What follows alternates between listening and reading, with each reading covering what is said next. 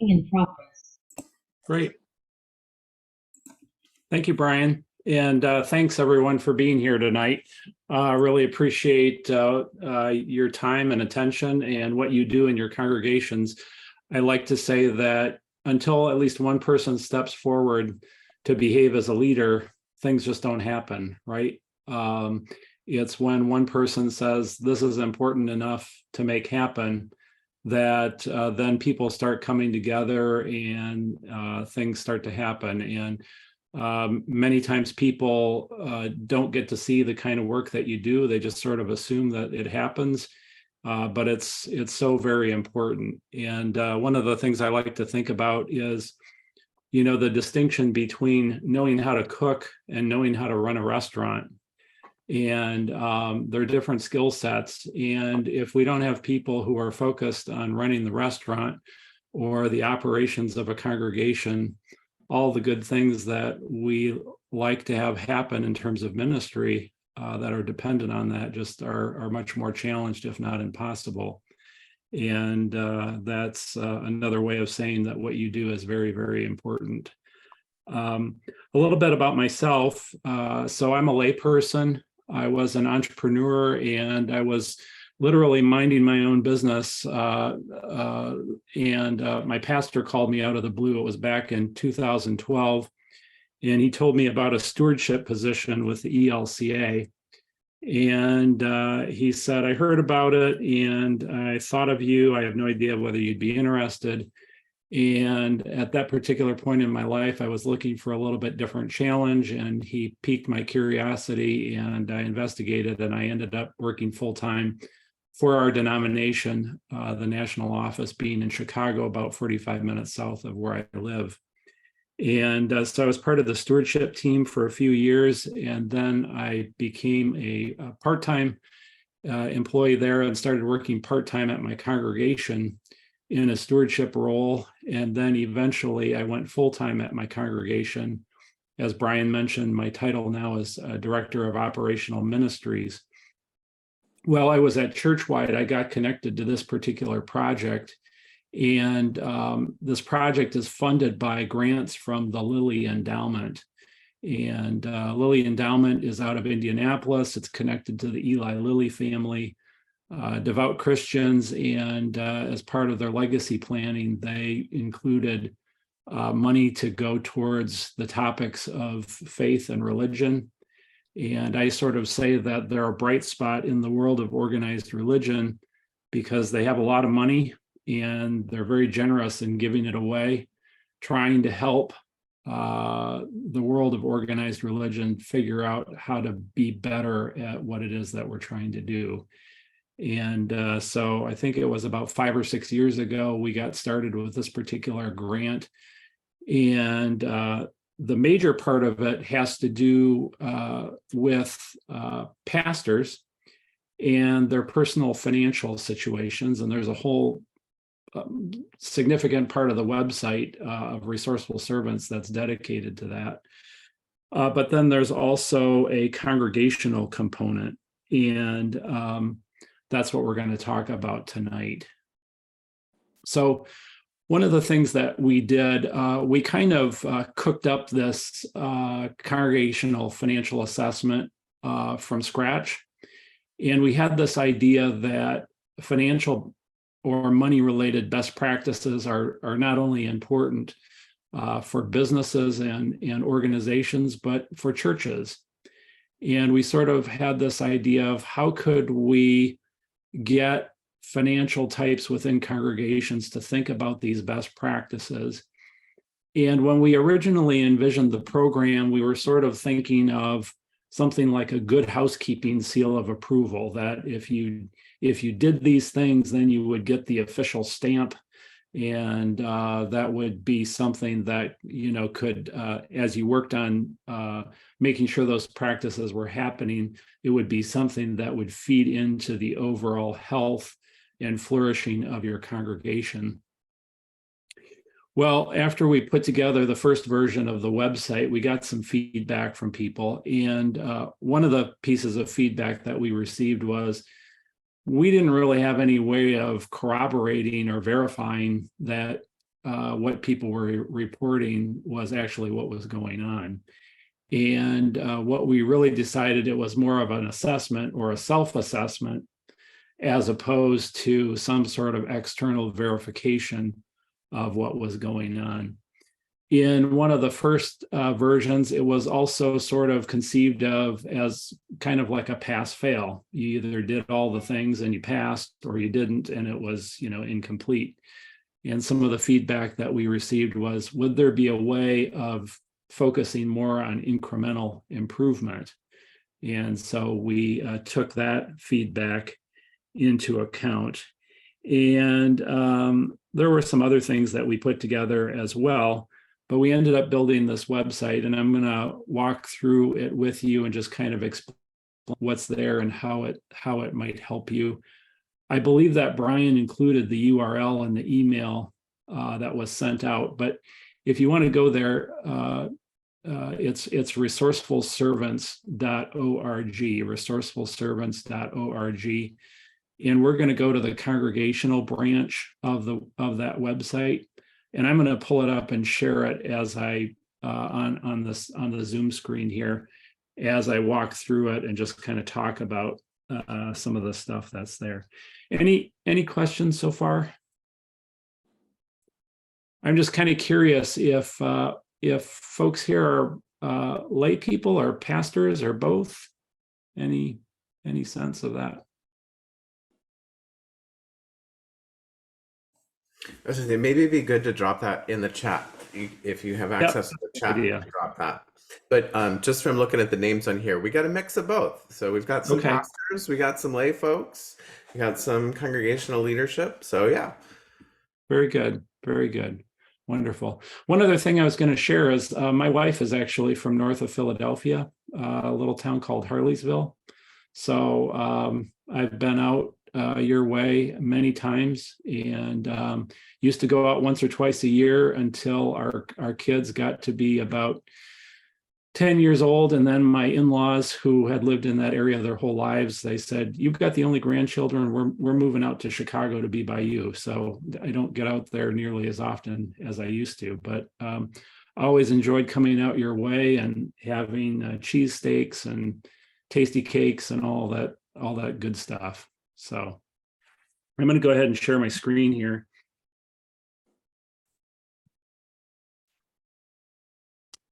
So this is the congregational branch of resourcefulservants.org. And when you go to this, it's kind of an overview page, and it just talks about financial wellness and some of the motivations behind the site and how we've organized it.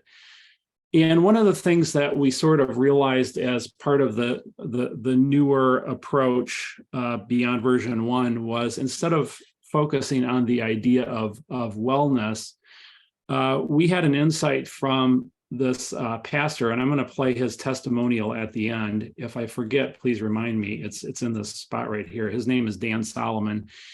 And what Pastor Solomon said as he worked with his congregation is that when we try to engage people to be supporters and financial donors and generous stewards towards our congregation, the idea of assuring them that we are doing the best we can do to be as professional, to steward their gifts in the best possible way, that sets the table for continued generosity, right? And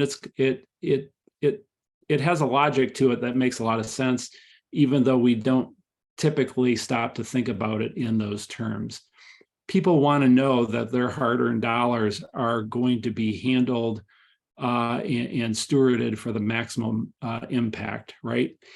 And these financial best practices are all about that. It's about reassuring people and helping them to have a sense of trust that the systems are in place, that the practices are about transparency and competency and all that sort of stuff. And so we'll get into his testimony at the end, but I think it's an important thing to keep in mind. So we identified 21 money-related best practices, and we organized them into 5 different categories. So accounting, finance, human resources, risk management, and stewardship. There really isn't anything that is magical about the number 21. We had to start somewhere, could easily be 30 or 40, but these were the ones that we picked. And then what we did is we tried to identify some resources for each one. So if you wanted to do a deeper dive, we've got some resources that you can go to. One of the things we were kind of thinking about as well, as you think about how do we train and bring up new generations of leaders in these areas, how do we get them up to speed in the different practices and things that need to happen? And one of our hopes was that maybe this site would help to do that. Another distinction that's important that I wanted to mention is it's not just about knowing what's involved, it's also doing the practice, right? So there's a difference between knowing how to do an audit and actually conducting an audit. And what we're really hoping for is that it's an opportunity to step back and say, how are we doing? Are we actually doing these practices? And is there room for improvement? So you'll see these areas here, and you can get to those through these buttons here, but the easiest way is up through this menu. And when we go over the menu, you'll see that there's some submenus. So each of the practices is part of the submenus that come out. And so under accounting, I'm going to go here to accounting system, and it's going to bring that page up.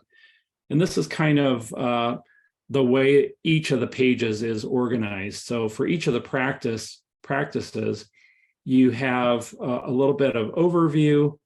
You have a few different resources. Some of these are resources that are put together by our denomination. So I think probably some of these you've seen before, PDFs and such. But there are other resources as well. I know that I was pleased to find in this particular case, there's an organization called Church Law and Tax. It's a division of Christianity Today, and they make all sorts of very comprehensive resources on a lot of different managerial topics for churches, and it's pretty thorough. I would recommend not reading it right before you're getting ready to go to bed, unless you have trouble with insomnia, in which case it might do the trick for you. But some of the stuff it's very, very thorough. But before I got involved in this project, I didn't even know about these resources. And that's the trick with some of this stuff too, is just knowing what's out there. So as you continue, you will get to a place where there's an opportunity for discussion. And what we were sort of thinking about here is the idea that we don't know all the best information and ideas in Chicago, but what is best is really the wisdom of the crowd, if you will, and tapping into people like yourselves to share information with each other. You know, the practitioners who are on the front lines of doing this sort of work. I had read something about a website called Diabetes Daily, and what they did in Diabetes Daily is they created a forum tool like this. And what they found out is by people helping each other, they actually had better information than what they were getting from their doctors about things like diet and stress and medication and exercise and that sort of thing. And so what we envisioned was a place where people could sort of say like, hey, I'm wondering about this, or here's something that I use. And as an example of this, I put in a little note, and this was going back prior to COVID, as we were getting into that. And we had made a change to the online version of QuickBooks. which worked out really well for us when COVID hit, that we could continue to do all of our accounting remotely through the internet. And some of you might be aware that there's an organization called TechSoup. And TechSoup actually will connect you with deals on hardware and software. But what TechSoup does is it sort of verifies that you're a legitimate nonprofit. So companies like Intuit and Dell and those, they want to give discounted products to organizations like churches. They just need a way to verify that you're a nonprofit. So in the case of QuickBooks Online, you can get it through TechSoup, I think, for about $150 a year, versus you might have to pay $700 or $800 if you were to buy it directly. So this is an example of the kind of sharing of information that we were hoping that people would do with each other. So every single practice has an opportunity for this kind of discussion and the resources, etc. If I go back up here, you see other kinds of things that we have here around conducting an annual audit, why that's important. And in this particular case, there's a reference as a resource to the ELCA Congregational Audit Guide. Now, one of the things I was mentioning before, the difference between knowing how to do an audit versus the idea of actually conducting an audit or engaging in the practice. We put together a tracking tool, and when you go and you set up an account, it allows you to go through and self-assess for each of these practices. And when you do that, you have an opportunity to say kind of a spectrum of responses. And I'm going to just go to that part right here so I can show you how this works. If I go here, you get to go through and you can decide, well, we don't really do this practice, or we do it and we need quite a bit of improvement, or we do the practice and, it's not perfect, but it's pretty good. And then, the highest level of confidence is we think that we do this practice well. And what it does behind the scenes is it sort of it assigns scores for each one of these. And you go through and you do this self-assessment. And sometimes people say, well, how do you know what the answer is? How many people do we need? I say usually there's 2 or 3 people that are pretty close to the finances that have a pretty good idea of where you're at. And again, it's a self-assessment. This isn't anybody else telling you how you're doing. This is you kind of admitting to yourself, this is where we think we're at. And so as you go through and you look at these different practices and you go from one page to the next, ultimately, when you get to the end, you get to the dashboard and it kind of shows you how you're doing. And over time, as you go back and you say, well, you know what, we kind of had been a little lax on that audit thing, but because of because of the tool bringing it to our attention and us thinking about it, we went back and we've kind of tightened some things up. So now we can change our score on that. Through this tracker, it will kind of keep track of your historical scores and allow you to see incremental improvement. So remember before I was talking about the difference between pass-fail versus continuing to get better. And I have to say that one of our goals in all of this is that if your congregation, through engaging with this tool, can experience any sort of improvement greater than 0, it's a victory, right? Maybe what this does is allow you to push back and sort of say, yeah, how are we doing? And what are the areas where maybe we have some weaknesses? Could we identify one area where it might really be to our advantage to kind of do some work to try to tighten things up and get a little bit better? And so that's one of the opportunities. Sometimes people say, are there reports that you can print out that I could print out to share with a church council or whatever? We don't really have that at this point, but if you go to the area where you have your practices, you could print these as either a hard copy or to a PDF. And then you would have these that you could sort of share with a church council or a finance team and maybe have some conversation about where you're at and what you're thinking about. I'm going to stop there. Any comments or questions so far?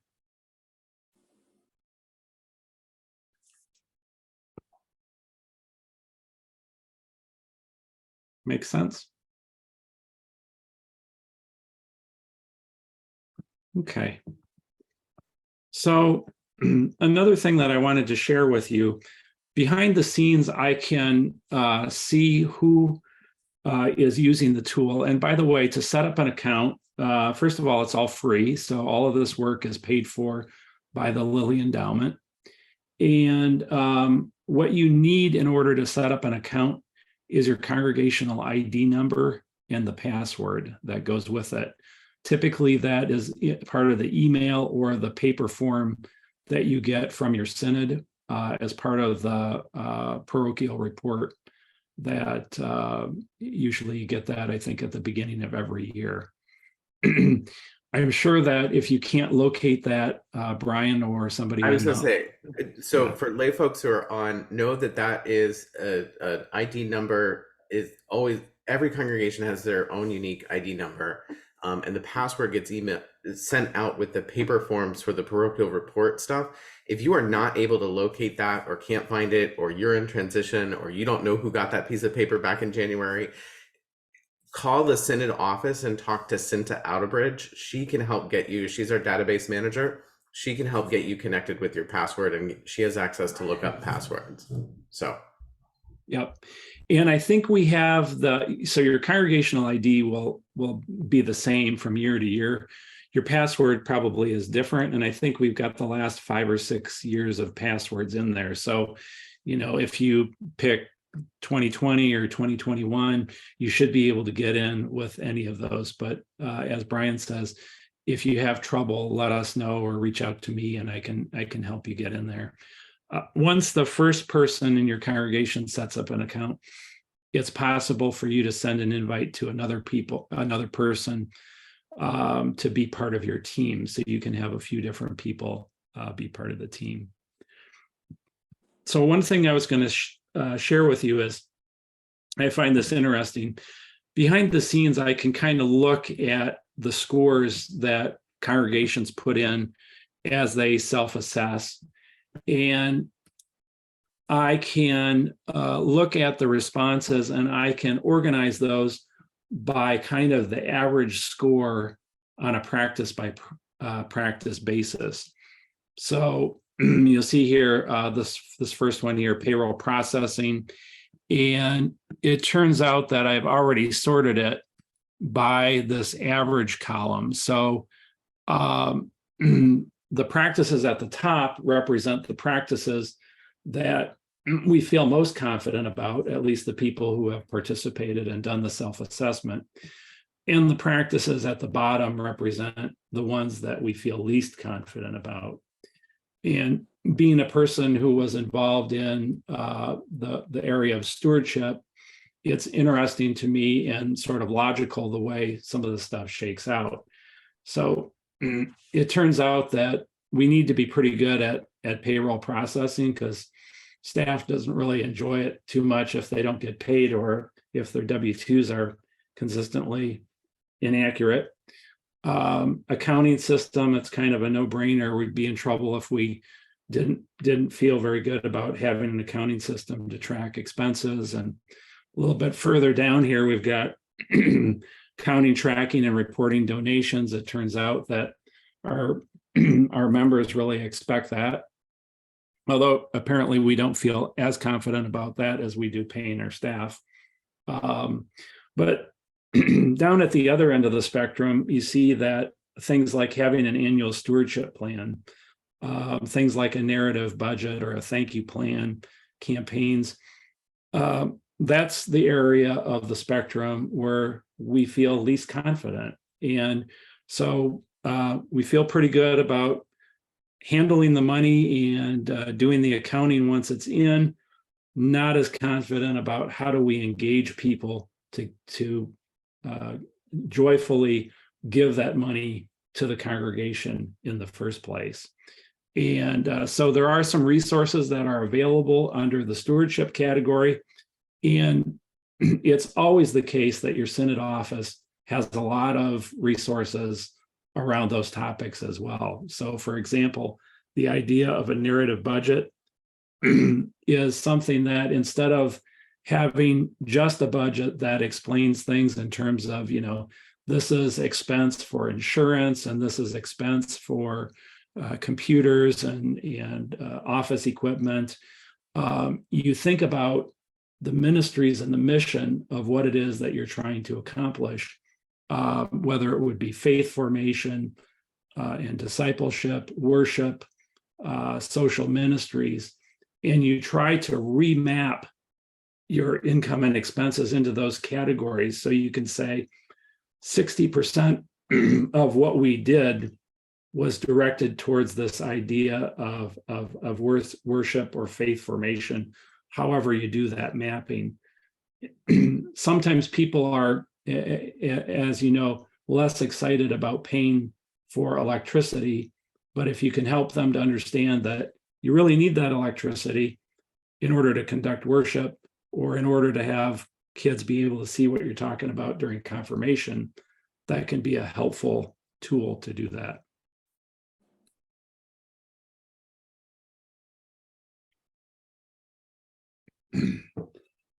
Understanding mission support, that's another one kind of down at the bottom. I think of my story where one year we were going through the budget, and the person who was presenting it at our congregation said, and this is the 10% that we have to give to the synod, and then it was on to the next line item.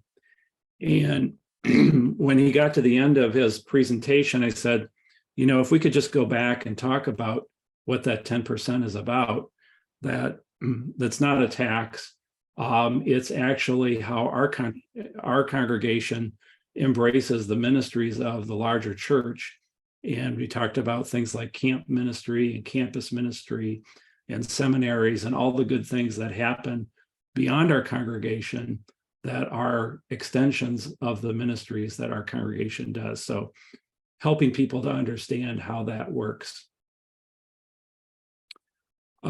Still a little surprised about expanded giving options and not feeling as confident about that, especially with COVID and what we went through, where people were not able to gather as frequently or at all for a period of time, and just the importance of being able to collect gifts without an offering plate, if you will. At our congregation, we just started an experiment with a platform that I'd never heard about. It's called Free Will, and you can find it at freewill.com. And what Free Will is, it's kind of to what Vanco or Tithely are to giving sort of a weekly offering. Free Will is about giving, helping people to give gifts out of their assets. So things like donor advised funds, required minimum distributions from IRAs, appreciated stock or other assets, and even legacy gifts. So the name Free Will comes from the idea that now when people go to our website, they can actually fill out some forms online and put together a basic will for themselves. And it's kind of amazing the number of people percentage-wise that don't have even a basic will. And given that at our church we have a preschool and childcare, we can say to all those young families, everybody, especially folks that have kids, you need to have at least a basic will. Go to our website, fill it out for free, and put something in place. So thinking about those opportunities in terms of expanded giving options and making those tools available. Comments or questions?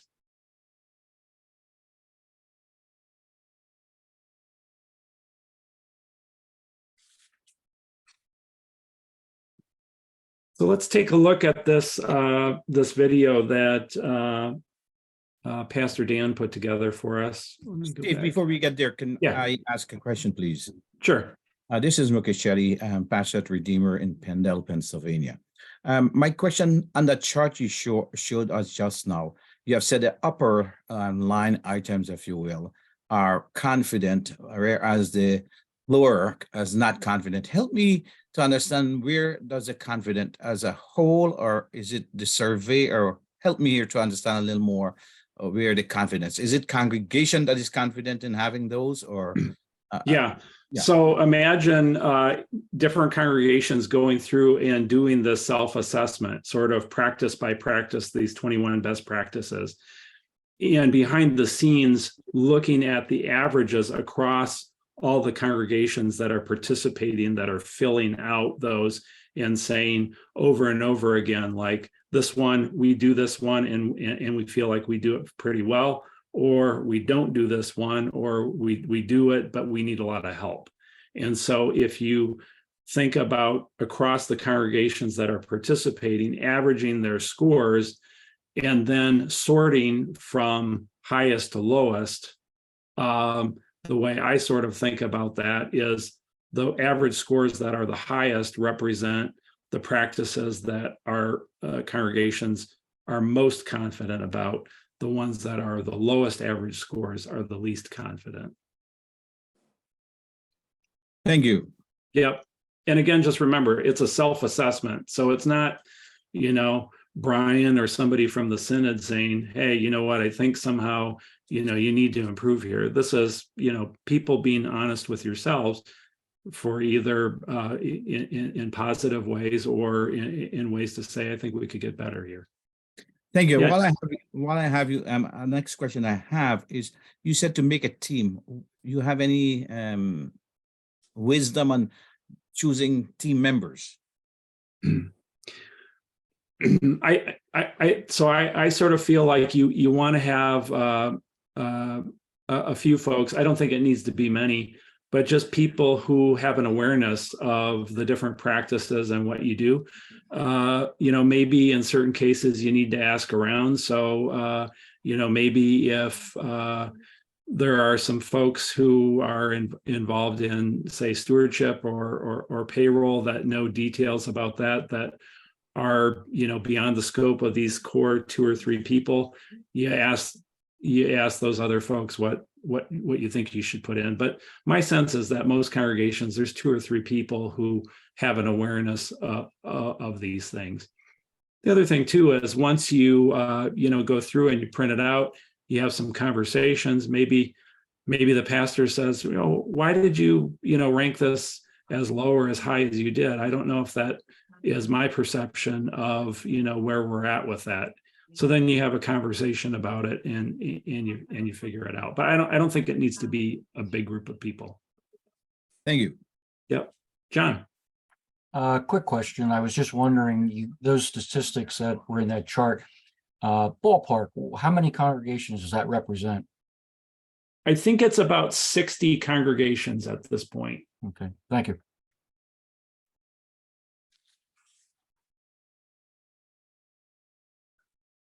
All right. I'm going to go back here. I'm going to go here. And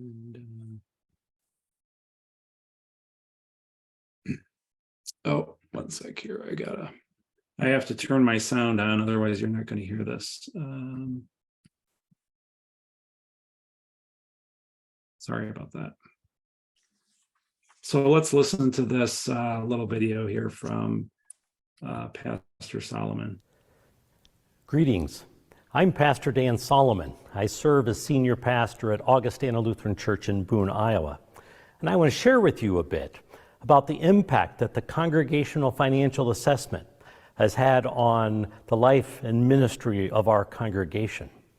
Now, I have a firm conviction that has grown out of my 35 years of ministry in the midst of several congregations of the importance of good, transparent financial practices.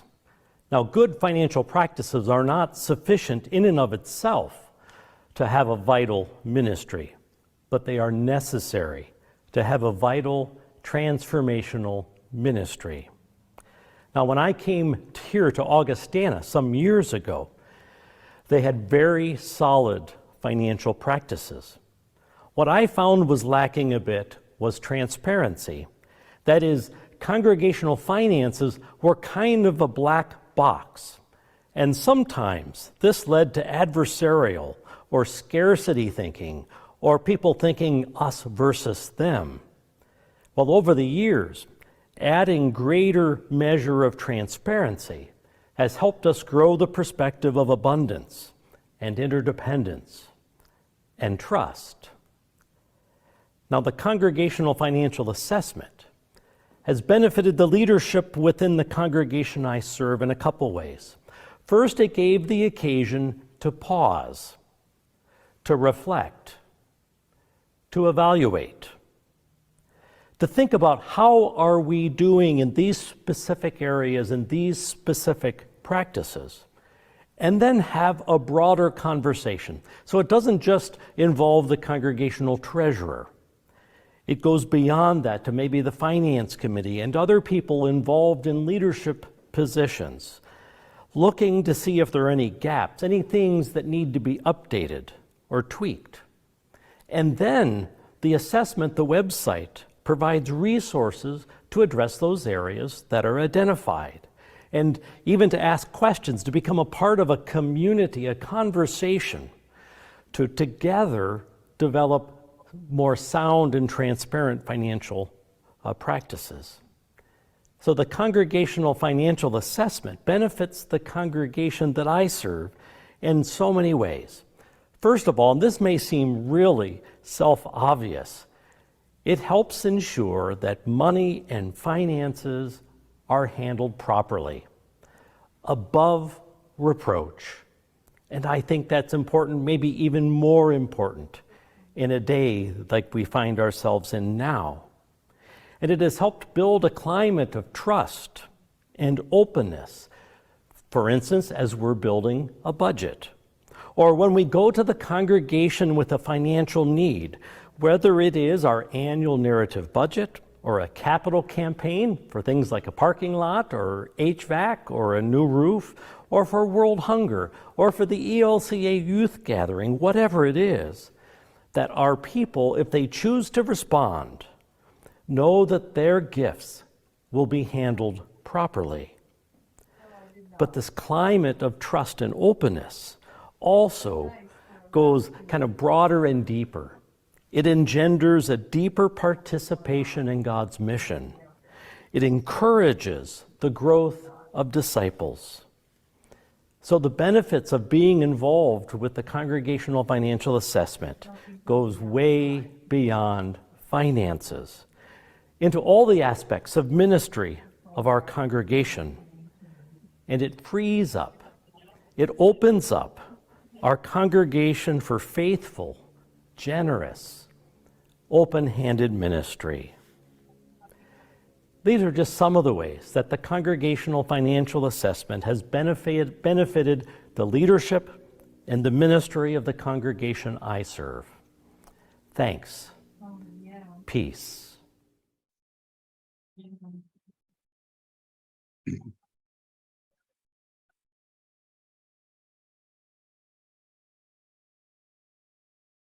So that's the story. And like I say, hopefully it leads to some incremental improvement greater than zero, that through pushing back and kind of thinking about the things that you're doing and maybe some areas of a weakness or challenge, that you are able to find at least one thing that you say, maybe it would be worthwhile for us to work in this particular area and see what can happen.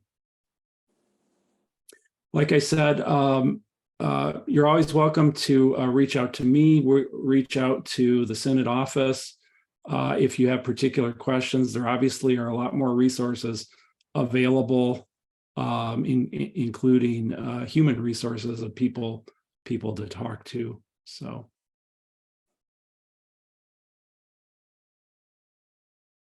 And again, thank you for what you do and for the time tonight and taking a look at this as you have time.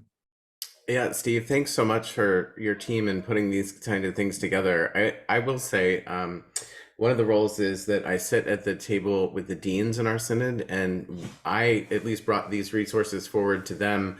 We're kind of re-envisioning what transition process looks like for our congregations. And I think this multi-spectrum kind of view at financial health is helpful, and something that both incoming pastor and congregation kind of need to know, like where things are in terms of what is the spectrum of stewardship in a place, and what does risk management look like, and how are your human resources practices, and what are your accounting and like those are all healthy things that we should be looking at.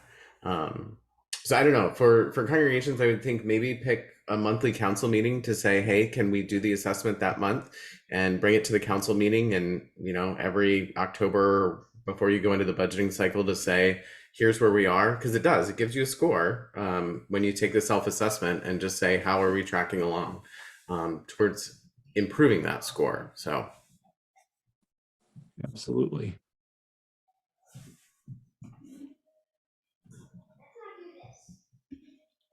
Well, thanks again. If you think of something after we're done, please let me know. But it's been a pleasure to be with you tonight. Yeah, Thank you. Thank you, Steve, so much. And thank you all for being with us tonight. We, again, always appreciate your time and interest in helping improve congregational life. So thank you so much, everyone. Have a blessed evening. Okay. Thanks, everybody.